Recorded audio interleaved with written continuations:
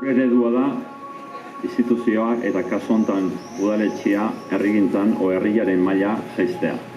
Eta hori da azkenengo urteetan eta gu udaletxeetan egon geanean bultzatu dugun eredua, azken finean proiektuak eta gauzak aurrera ematea, baino eragileekin proposatu, jendeekin egon eta lokatzetikan aldeun gehiena urruntzen. Guk nahi duguna da hemen bizi eta hemen lan egin.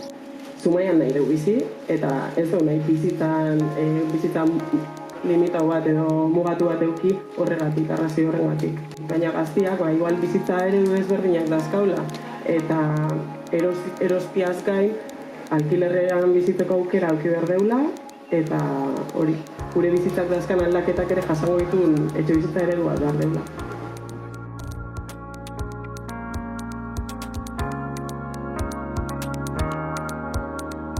Industria eta bezale batetik globalizazioak eta azkenean aigea juten merkataritza eredu handita eta horrek herriek kalte handi egiteio. Bai kontsumitzen deunai eta bai lanpostuei.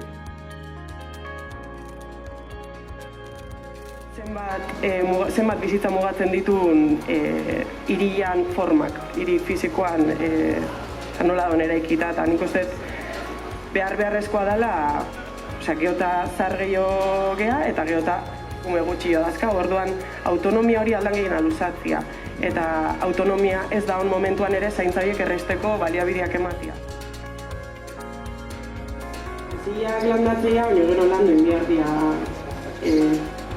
iaia zuaitzatan arte, eta goenik abixatu hortan gabitza, orduan nik uste gehiengo absolutua behar deula hemen jarraitzeko, hasi deulana jarraitzeko, eta animo.